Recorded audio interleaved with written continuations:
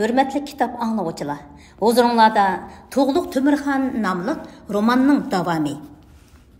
Yemşi qul bazırıdaki xeridarlarning bir qismi o'zi uchun qul oldiganlar bo'lsa, ko'p qismi boshqa joylarga apirib setish uchun qul oladigan va yoki boshqa joylardan bu yerga setish uchun qul akagan odam bediklari jalloblar edi. Qora saqalliq, qursoq sog'an bir kishi yosh bir dedakni sotmoqchi bo'lib, xeridor chaqirmoqda edi. Bu Kimzon ismli ayol qulimni hozir sotaman deb vaqirdi u. Uni 100 sar yarmaq kumushga oldiganlar bormi? Bu o'zi yosh, biligiga kuch to'lgan, har qanday ish qilsa yaramli kung. Bu yerdagi kung degan so'z qadimgi Uyg'ur tilida ayol dedak, ayol qul degan ma'noni bildirdi deb izohlanibdi. Yaramli kungdur. Qaranglar, uning to'lgan ikki ko'ksiga bir qitimda ikki o'g'ilni bemalol emitib ketalaydigan dedak bu. Oladiganlar oldirsin. Bozor cho'ng jallab ko'galik to'rining manfaatiga qarab qizimoqda edi. O'ziga bahosimi o'zimi muvofiq ayol kung setish uchun bozorni orlab yurgan chalishliq bir xaridor yiliqi yosh cho'rining oldiga keldi. Ve xuddi malning tishini ko'rib baqqandek, uning kalpuqlarini yerib, tishlarining saq emasligini, og'zining purmaydiganligini tekshirib baktı. Ondan uning ikki biligini tutib yiqib, beli ve ikki ko'ksini silab ko'rdi. "Xo'jayin, bu kungni haqiqiy berdigan yeringni aytqinchi", dedi u cho'rining egisiga. "Xaridori sen bo'lgandikin, qani bir narx etib baxmamsan", dedi qul ayolning egisi. "Ayta, qanchalik narxda bersam bo'la? Qanchalik narxda bersam bo'ladi?" "Senden bo'lsin, xaridor aka. Senden bo'lsin. Sen cho'l kezib, tog' otlab, yiroqlardan akagan kung bu. Yo'qsa, seningdan bo'lsin. Sen qonishim Burhanimizning mehr shafqatlariga noil bo'lgan va kecha kunduz Budda Burhanimning muborak putini so'yib, tavba istig'for o'qib, ibodat tilovat bilan shug'ullangan odamdek qilsan, ular bir necha qitim ana shundoq senden deyishgandan keyin yilqi qul ayolning egisi kunga baho qo'yishga kirishdi. "Qimmat desam, xaridor sen olmaysan. Arzon desang, egisi bo'lgan men sotmayman. 90 sar yarmaq kumush bersang, men uni hozirda setib beray", dedi u mug'ambarlik bilan. "Yo'q, sana 30 sar yarmaq kumushdan ortiq bir chaqimi berolmayman", dedi chalishli xaridormi bo'sh kelmay. "Agar men deganga ma'qul bo'lsang, men oqchini hozir sanayman." "Yo'q, kam bo'ladi. Bu kung eng oz degandimi, yana 40-50 yil ishga yaraydi emasmi?" deb uning so'zini qat'iy rad qildi ayol qulning egisi. Ular bahada putishamay, mushundaq dadalash qilib turishganda, qoyoqdandir bir dallol paydo bo'lib qoldi. U bularning dadalashlariga bir pas quloq selib anglab turdi. Ondan dedi: "Men ishkinglarni bu sodada putishtirib qo'ysam, menga qanchadan foyda bersizlar? Har birimiz 2 sar yarmaq kumushdan bersak qandoq?" dedi qul egisi uningga ko'zini qisib qo'yib. Yiliqi bidik darhol: "Bo'ladi, putishtoq amisa", dedi va chalishliq xaridorning yengining ichiga qo'lini tiqib turib, "Mo'shnaga bersa ma'qul damsan?" deb so'radi. Chalishliq xaridor ma'qul kelmadi. "Amisa ma'vuninggacha?" Chalishli xaridor sal tortishib oxir ma'qul bo'ldi. Dallal yana qo'lini qul egisining yengiga tiqib, "Mo'shunchalik bersa, siz kungizni setishga unamsiz", dedi qul egisi. "Yo'q", deb ikki qo'lini tortib oldi. Dallal orqa 3 qitim yang sodisi qilib, oxir bu ikkisini putishtirdi. Yilqi yosh cho'ra oxir 60 sar yarmaq kumush narxi bilan chalishli xaridorga setildi. Dallalmi olg'uchi bilan sotquchi ikki tarafdan ikki sardan jami 4 sar yarmoq kumush foyda olgandan keyin foydaliq yangi ovni izlab boshqa tarafga ketdi. Yosh To'g'liq Temur bayqi sodining butun jarayonini boshdan oyoq ko'rib turgan edi. Biroq u olg'uchi bilan sotquchining nima uchun boshdagi 90 sar kumush yarmoqliq narx havoda putishamay, uzoq talash tortish qilib yurib, oxir 60 sar kumush yarmoqliq narx havoga kelganda ondan bir-biri bilan putishganligini tushunolmay, Toshtemir Bahodirdan so'radi. U kulib ketib, "Bozorda kishilar bilan bo'ladigan muomala tijoratning yo'sini shundoq" deb tushundirdi. Navoda bozorda bir narsaga 10 tanga baho qo'yildi deyilsa, ikki taraf narx havo ustida uzoq talashgandan keyin sotquchi 6 tangadan oshirib setishni, olg'uchi 7 tangadan ziyoda olmaslikni ko'ngillarga bitgan bo'ladi. Bu odatdagi savdo setiqda bo'ladigan oddiy qoida. Odam savdosida sotquchi bilan olg'uchi ikki taraf mushu qoidaning sirtiga chiqib ketolmaydi albatta. Bir bozorda birdilla nurg'ulg'an qo'l va cho'rlarni bozorga silib, bozor bahosini tovanlatib etmaslik uchun Yamshi qul bozorining bozor begi ko'gaklik to'ra belgilagan qalon to'suk bo'yicha qalon to'suk degani qadimgi Uyg'ur tilida belgilama, boj yasoq, tuzum degan ma'noda ekan. Har qaysi odam bediklari qul savdosi qildiganlarga o'z qo'llarini sotadigan ayrim bozorlar belgilangan edi. Bu qullar bilan cho'rlar selinadigan ish turining o'xshashmasligiga qarab, qul va cho'rlarni o'xshamaydigan bozorlarda sotiladi.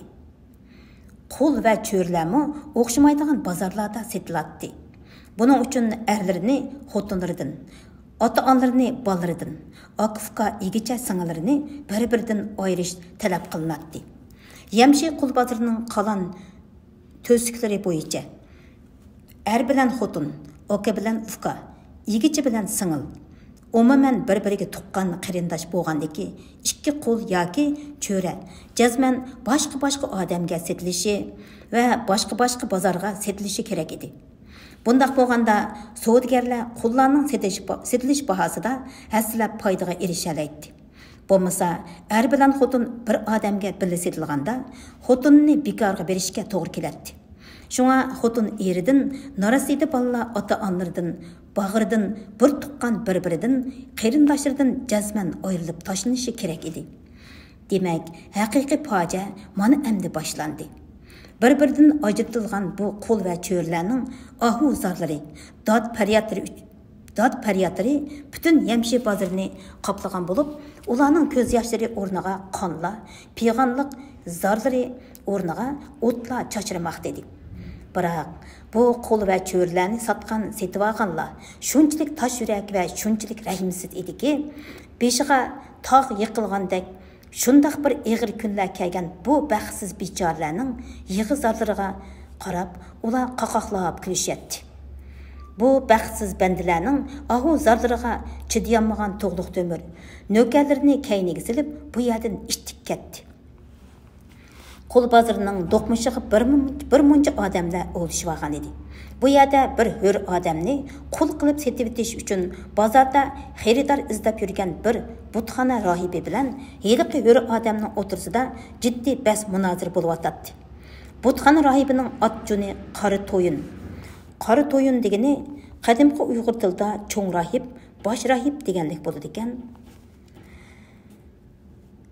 Qari to'yin deyiladi. U Qo'chu shahridagi bezaklik sangramining boshqaruvchisi edi. Sangram degani ibodatxona, butxona degan gapkan. Heliqi hur odamning otjuni Numquli bo'lib, u bezaklik sangramining inchu bog'chisi edi.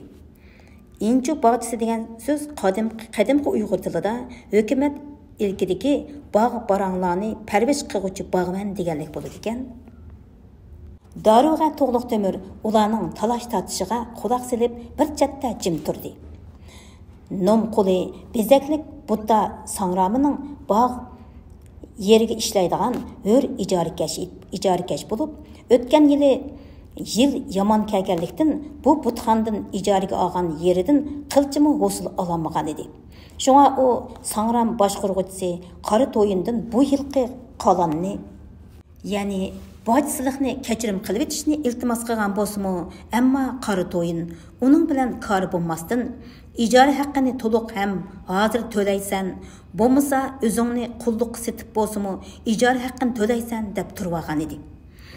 Numquli butxana boshqurg'uchi Qara toyunga gapini zodil o'tkazolmayotgan edi. Ey pusar, seningda 5 yillik ajr mehnatlarim haqqi borg'u og'ir deb zar qaqshidi u. Azaldan inchu bog'chilarga qalon to'suk belgilanmagan edi.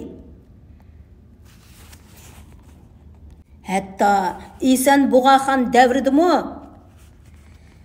İsan Bug'axon zamonida Kunchuk Idiqut Yaruq Tayshi boshchiligidagi yurt cho'nglari qalon kaskandimi? Biz inchu bog'larga hech qanday qalon belgilamagan edi. Hatto uningdan ilgari Kabak xon vaqtidimi biz inchu bog'chilarga qalon to'suk belgilamagan edi.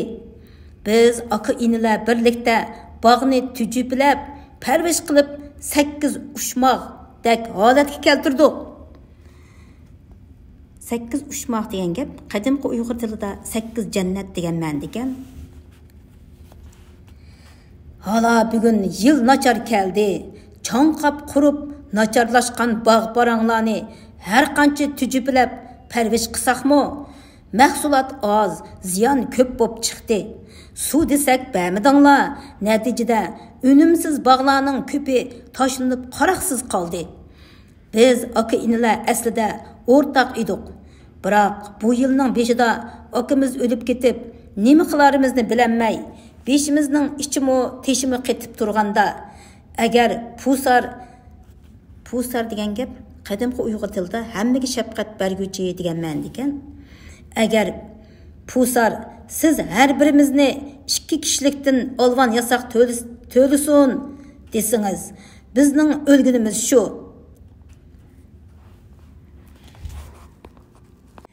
Agar istikan olgan salaq to'lmaslik bo'lsa, dedi Qara toyun. Qonishim Burhan mu rozi bo'lmas? Qonishim Burhan degani Budda dinidagi 4 cho'ng burhanning ikkinchisi, mehr shafqat ma'budisi deydi. Chunki qasdim seningdan 3 yillik va kelgusidagi 2 yillik jami 5 yillik olgan yasoqning hammasini elishtir. Agar sen chechimni tortib sazoyi qilib sotma desang, bu ham o'tmaydi. Chunki savdogar odam bidiklarining oshu uzun chochlaringdan tutib bozorda so'rab yurishini tomosha qilmoqchiman. Agar meni qarindoshlarimdan ayirib etmanglar desang, bu talpingmi ham rad etiladi. Chunki qalon to'suk to'limay gadankashlik qilganingning mukofoti bu. Buningdan boshqa sening yana qanday iltimosing bor? Yoki bir muhlat bilan nijotlik tilasan? Biroq bir daqiqami nijot tepishingga ruxsat bermagayman. Yoki Do'g'lat Ulusbegi Amir Buloji tarafidan avatilgan darovg'ini ko'rmakni tilarsan. Lekin uning yuz didorini hech ko'rolmaysan. Numquli ko'zdagi yoshlarini surtibdi. U endi bu tosh yurak rohibga yolvurishdan qilcha natija chiqmaydiganligiga ko'z yetgan edi. Diyonatsiz pusar. Ashu mehr shafqat Buddayingni ko'zingga tiq, dedi u beshini tik ko'tarib turib. Men seningdanmi hech qanday mehr shafqatni bilmaydigan ashu tosh yurak Fonshim Burhaningdanmi voz kechdim. Senlardan hech qanday rahim shafqat, nijot saxovat kutmasman. Hatto jinimni saqlashnimi izlamasman. Chunki sening bilan meni tang ko'rmagan ashu tang barobarlik ilohiy bo'lmish but satvaning oldida bundaq jonning amdi menga kerak qolmadi. Sendin va sen targ'ib qilgan Budda aqidalaridan bir tiniqmi nijotlik ham tilmasman. Chunki qarindishimdan, erkinligimdan ayrilib, nijot tepish mening uchun o'limdanmi og'ir tushidi. Chechimdan tutib, sazoyi qilib, qul o'rnida satmoqchi ekansan, ixtiyoring.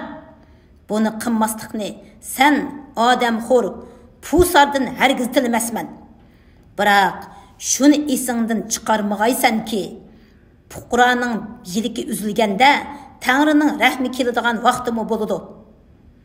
U so'zni to'xtatibla beshi bilan tosh tomning to'qmishiga qattiq usti. Uning yerilgan beshidan atrofga chachirgan qonlar tosh, tomni va yerni qip-qizil bo'yab tashladi. Bu vahshiyatni ko'rib To'g'liq Temir o'rnida qaytib turib qoldi va ixtiyorsiz holda ishtik berib nom qo'lining beshini yuladi. Biroq u allaqachon tiniqdan to'xtagan edi. To'g'liq Temir qora to'yinga g'azab bilan ho'miyib qaradi.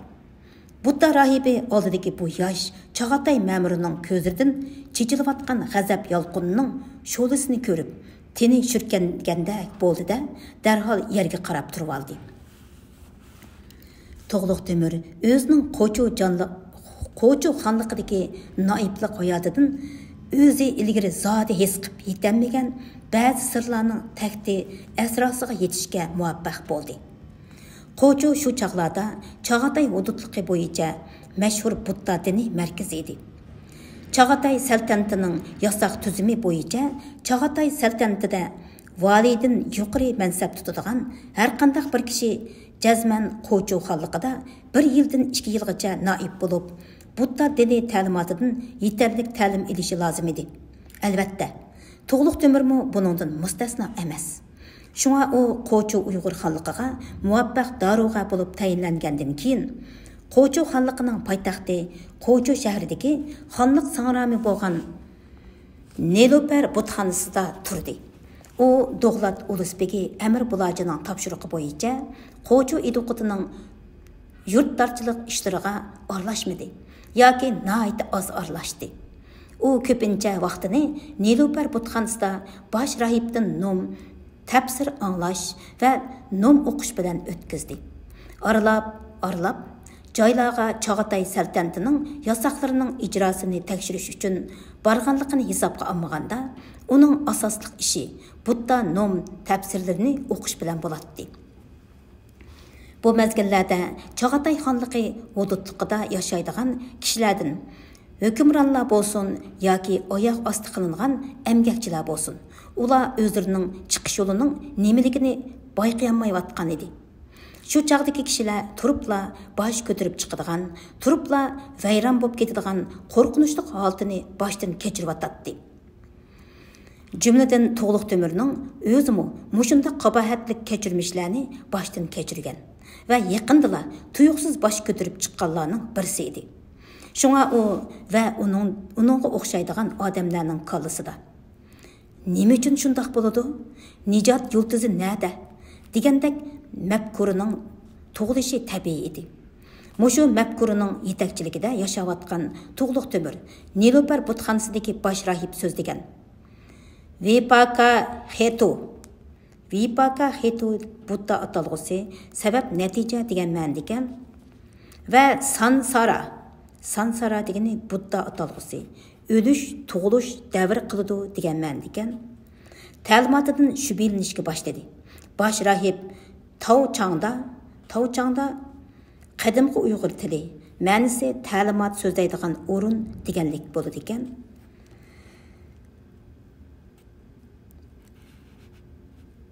Tavchangda ta'limot so'zlaganda olayda tilga oladigan Vipaka Hetu ta'limoti bilan Sansara ta'limoti.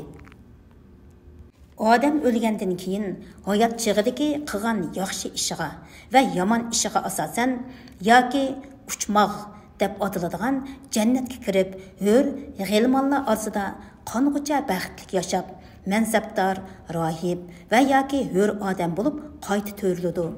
Yoki do'zaxga kirib, toki gunohidan poklanganga qadar lavildab kuyayotgan do'zax o'tida kuyidi. Ondan ot eshak, it to'ng'iz bo'lib yoki qul cho'ri bo'lib qayta to'riladi. Demak, o'lim bilan hayotlik mushundaq davr qiladi deganni targ'ib qiladi. Nilüfer butxanasının baş rahibi hər qandaq çigish məsələ, qiyin suallarga faqat aşu Vipaka Hitu ta'limoti va Sansara ta'limoti bilanla javob berishga urinatdi. Lekin igilik umumyuzlik vayron bo'lib atgan mezgilda yashayotgan kishilar, bo'libmi To'g'liq Temur kishilik dunyosidagi tengsizliklarni va qo'chu idiqutliqining yamshi qul botirdagi ashu echinishli qul savdosini, ashu baxtsiz odamlarning ko'zlaridan chachirgan qonliq yoshlarini o'z ko'zi bilan ko'rgandan keyin odamlar orasidagi bu tengsizliklarning sababini yolg'iz Vipaka Hitu va Sansara ta'limoti bilan tushuntirganda odamni qoyil qilolmaydiganligini to'nib yetdi. Undaq bo'lsa, bu tengsizliklar nereden kelgan? Tengsizliklarning sir asrolarini qanday qilganda ondan yashkil bo'ladi?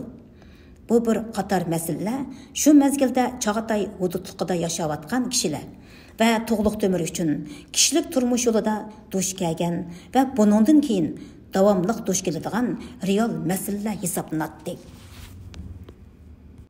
Nazm Saqi jannati sap zulaling qini.